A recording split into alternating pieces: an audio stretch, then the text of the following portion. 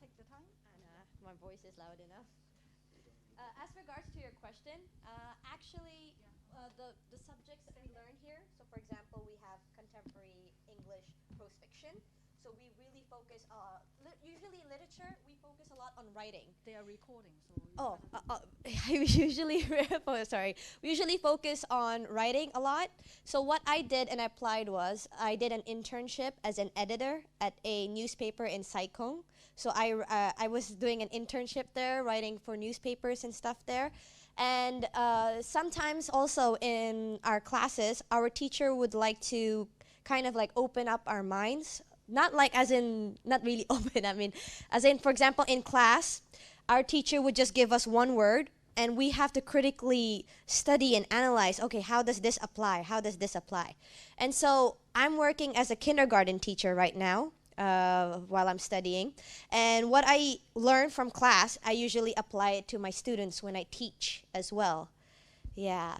So those are the things I've learned. Whatever I've learned here in Lingnan, I kind of applied it mostly to my workplace because I love teaching phonetics. So phonology, for example, different types of sounds that you hear in English, like b, k, d, and then we kind of like analyze it by telling storytelling. So literature is kind of interesting as well because you have a lot of books and stories to kind of read, and you have to like present how you want to present it to the kids, how you want them to incorporate it as well.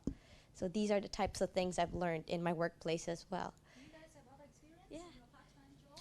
Yeah, for me, I did retail. So that's selling popcorn over the summer. And I learned that in English, it doesn't really only focus on the linguistics part of it.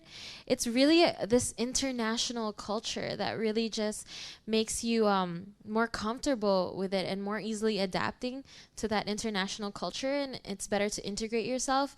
So in terms of workplace environment, I could easily do that because I spoke the language. I was comfortable in using it, and I could easily relate to their culture, like different from my own, because I was in this environment of such diversity and, vastness that's completely different from my own. I didn't do a part-time job when I become an English major, but I did a volunteer work in last summer. So it's Oxbridge Summer English Camp. So in the camp, I can apply the knowledge I learned from here.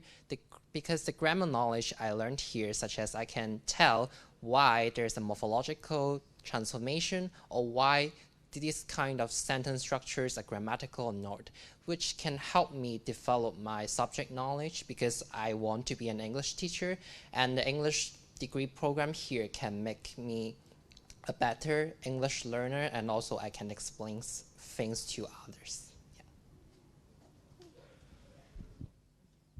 Yeah, I think a few things that I learned from my students is that I heard from employers, actually. We have a network of employers. And they really value our English majors in terms of their strong communication skills. Right? This is something that employers told me that. And they are saying that they don't actually look for people who might know one thing very well, but they are looking for people who are able to communicate with ideas like fluently and proficiently, right? These are the kind of skills that employers want.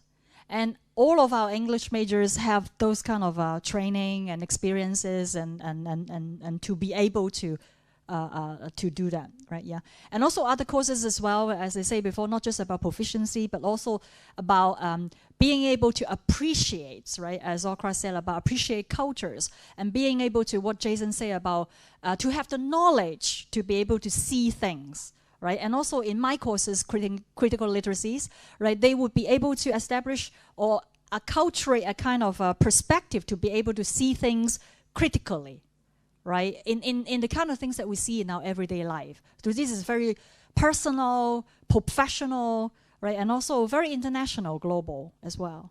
Does that respond to you?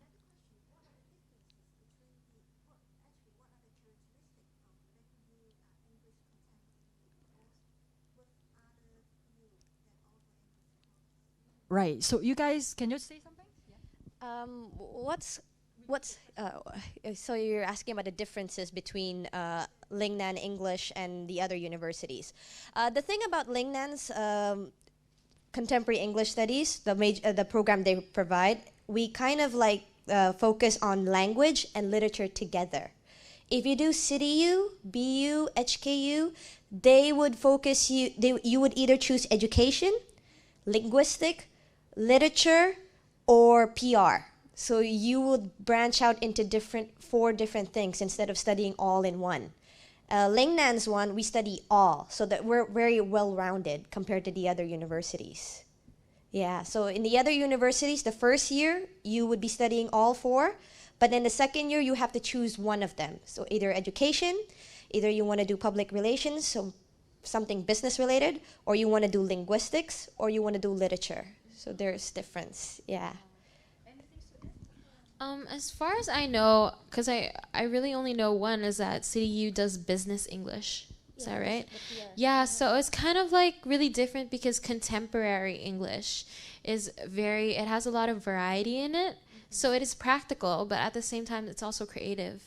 So for you as a it's your personal journey in your degree and your education. So you have to decide how you want to like approach this and take it with your growth.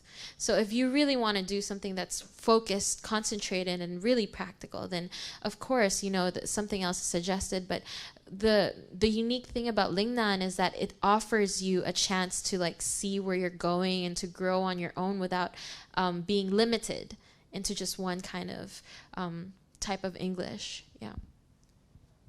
And as mentioned previously, so our degree focus on contemporary literature. So if you're interested in, say, Victorian period or Romanticism, then maybe you can consider other English majors programs offered by other universities.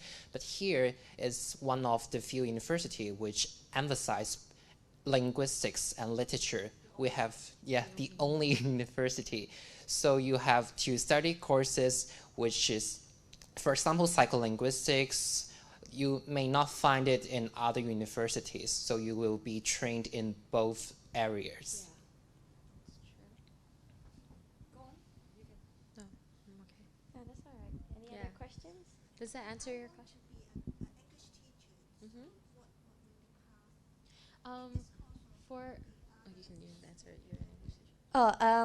To be an English teacher here, I think the most important course for you would be linguistics and phonetics, for example.